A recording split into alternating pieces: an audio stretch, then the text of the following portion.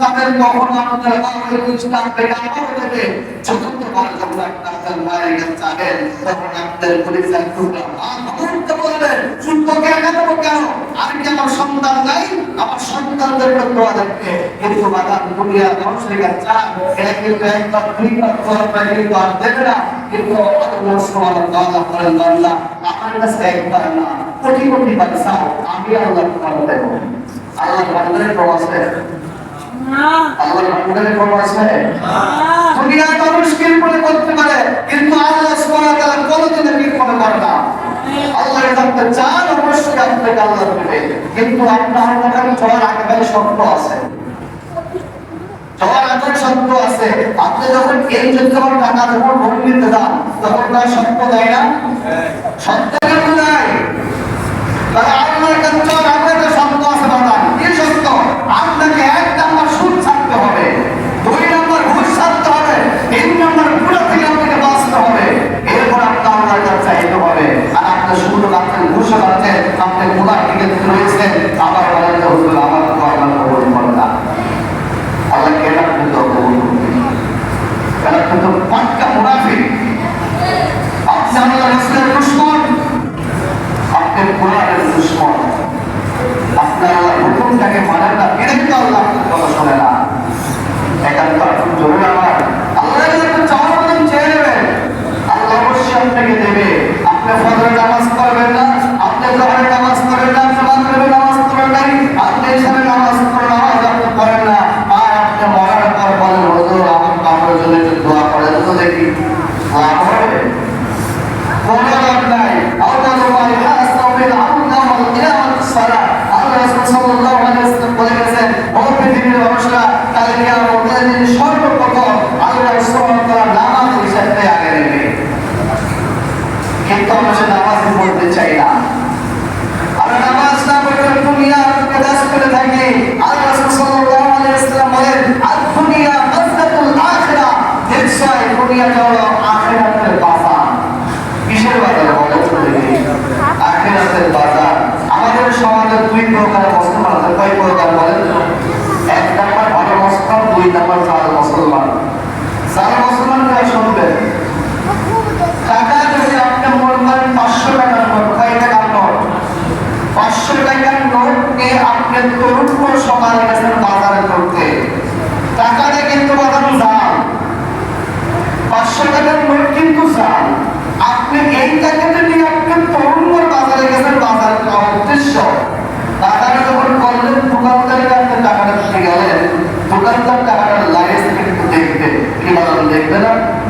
100 টাকার নোট তো দেখে না 20-25 টাকার নোট তো দেখে না 500 টাকার নোট হলে একটা দোকানদার দেখে সব দোকানদার নামে সর্বদাই দেখে টাকাটা আসল না টাকাটা নকল দেখে না বলেন দেখি কিন্তু টাকাটা যখন দেখবেন টাকাটা তখন কিন্তু উনি আপনাকে সুন্দর কথা বলতে বলে তর্ক বিতর্ক সৃষ্টি হয়ে যাবে যখনই তর্ক হয়ে যাবে যে 4 টাকা নিয়ে এসে কিন্তু মাঠে খাবে মার খাওয়ার পরে এবার তরুণ থেকে তোমার কাছে তার একটা দূরের পর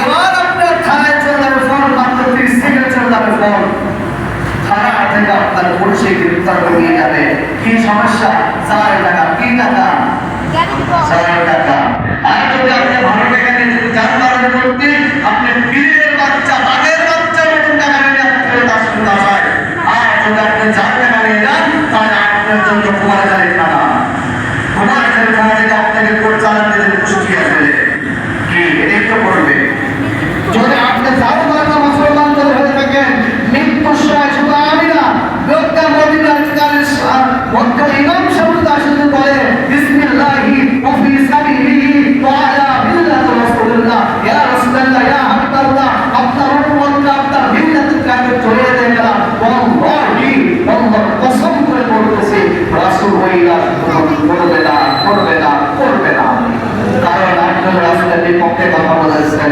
আপনি কোরআন হাদিসের বিপক্ষে কাজ করে গেছেন আপনি আলেম ওলামার বিপক্ষে আপনি কথা বলে গেছেন ইন্না উলামা রাসূল আম্বিয়া ইসরাইল বল পয়গম্বর বলেন ওয়ারিস এখন কি বলেন রাসূল বেঁচে আছে রাসূল বেঁচে আছে রাসূল কিন্তু বেঁচে নাই নবী কিন্তু বেঁচে নাই দাওয়াতি কাজ পথে টানা বলেন থেকে আপনি সেই আরেকদের সাথে বেইমানি করতেছেন, আপনি সেই আরেকদের সাথে আক্রমণ করবে কথা বলতেছেন।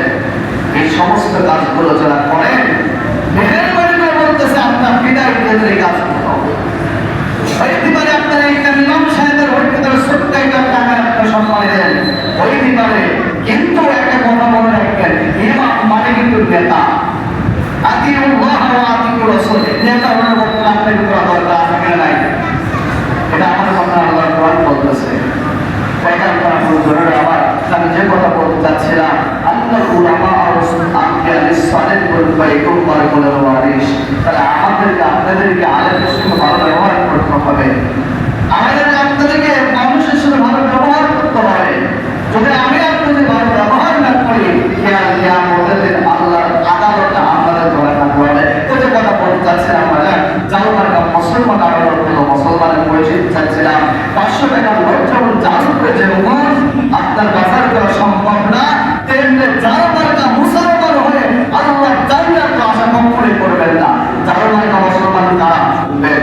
জালমার্কা মুসলমান ওই সমস্ত মানুষগুলো যারা আল্লাহর হুকুমকে মানে না, রাসূলের সুন্নাহকে আঁকড়ে ধরতে পারে না, এরাই হলো জালমার্কা মুসলমান। যারা ফজরে আযান হয়ে যায় গভীর করে ব্যস্ত থাকে, নামাজের ক্লাস পেয়ে যায় না, চলার সময় কাজের ব্যস্ত থাকে, দোকানের ব্যস্ত থাকে, নামাজটা সুযোগ তাদের হয় না, গোলার দিকদার খোলা সুযোগ তাদের হয় না, এরাই হলো জালমার্কা মুসলমান। কিন্তু আমরা মনে করি না যারা ধনী সম্পত্তি মানুষ এরাই মনে হয় বসে মানুষ, অসম্ভব নয়। ইমানদার মানুষগুলো আল্লাহর হুকুমকে মানে। আজকে আলোচনা হয়েছিল আবার আমাদের মদ সম্পর্কে, জুয়া সম্পর্কে, লটারি সম্পর্কে। পুরানো আয়াতে বোঝানো গেলেন একটা হাদিস শেষ সময় শেষ করে বলার তার সময় একেবারেই কম।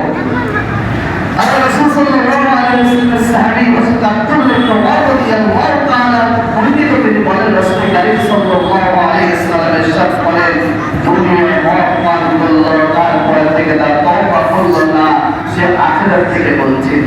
এখানে রাসূল সাল্লাল্লাহু আলাইহি ওয়াসাল্লাম বলেন, ও পৃথিবীর মানুষেরা যারা মদ পান করছে, তারা জুয়া এগুলো যারা করছে বা খেলেছে, এরা যদি তওবা না করে, কি না করে, তওবা না করে, তাদের আখিরাত থেকে বহিষ্কৃত করা হবে।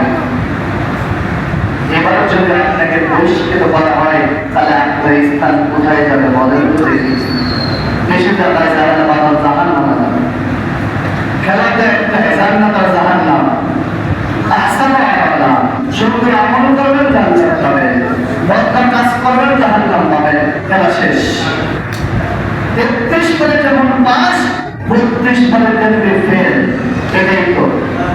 যদি আপনারা হুকুম না মানেন, রাসূলের সুন্নাহকে আপনারা আঁকড়ে ধরতে পারেন, কোরআন হাদিসের মোতাবেক আপনি না চলতে পারেন, তাহলে আপনার জন্য অনন্ত দিন জাহান্নাম থাকবে। আর আপনি বুঝে কাজ রাখতে পারেন, তাহলে আপনার জন্য জান্নাত থাকবে। দেখেন তখন জোরে আমার এই যে সামনে খেলা শুরু হয়ে গেছে, প্রথমত লাস্ট বলে দিতে চাচ্ছি, যারা খেলায় দেখে যারা মগ্ন হয়েছে, নেশাই তারা করে যাচ্ছেন, অথচ আমি আপনাদেরকে বলতেছি এই সমস্ত গুলো আপনি ছেড়ে দেন, এই সমস্ত নেশাগুলো আপনি ছেড়ে দেন। ওই আর্জেন্টিনার ব্রাজিল আমার বাংলাদেশের কিছুই না, আমরা তার সেই দলের গেমসে আমরা গাইতে থাকি, আমরা তাদের পতাকা দাঁড়িয়ে থাকি। আমি তো দেখলাম না আপনাকে ফিলিস্তিনে যে জীবন দিয়েছেন, আমরা মুসলিম হয়েছি, আমরা খ্রিস্টানদের সাথে আমাদের চক্রান্ত চলতেছে। আমরা মুসলমান দাবি করে আমাদের সম্পর্ক খ্রিস্টানদের সাথে রয়েছে। আল্লাহ পৃথিবীর মানুষরা তাদের নিয়ামতী যার সাথে তার মহব্বত, তার সাথে তার আসল। যদি আপনার শরীর গাড়িতে মেসির মতন যদি হয়, নেইমারের মতন যদি হয়, তার সাথে আপনার জাহান্নাম হয়ে যাবে। কারণ মেসি তো মুসলমান না, নেইমার তো মুসলমান না। তাহলে আপনি কেন সাপোর্ট করবেন দাদা? কেন আপনি অনুসরণ করবেন? আপনার রাসূলের সুন্নাহকে ধরেন, রাসূলের সুন্নাহকে ধরেন, আপনি শান্তি পাবেন। আর আপনি সমুদ্রের চক্রান্ত আপনাকে জ্ঞান ধরে পাবেন। এর জন্য আমরা আপনাদেরকে অত্যন্ত আহ্বান জানিয়ে বলতেছি, আমরা এই সমস্ত কাজ থেকে বিরত থাকবো। আমরা দলের সামনে অনেক করে থাকবে। আমরা ঘুরে আসি ছোট্ট রাষ্ট্র বাংলাদেশ, আমাদের রাষ্ট্র আমরাই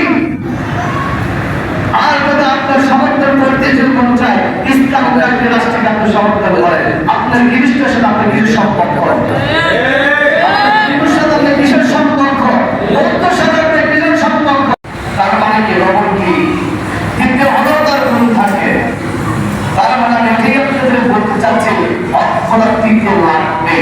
তিনটে লাগবে কাদের? বাতিলকে দিতে লাগবে, কোনো মুসলমানের দিতে লাগবে না। মুসলমানের পরিচয় ঠান্ডা হয়ে যাবে, কিন্তু বাতিলকে দিতে লাগবে। তা আসুন আল্লাহ সুবহানাহু ওয়া তাআলা আমাদের সকলকে আল্লাহর কোরআন ও হাদিস সুন্নাহর উপর আমল করতে তৌফিক দান করুন। সকলে বলে আমিন। যা আল্লাহ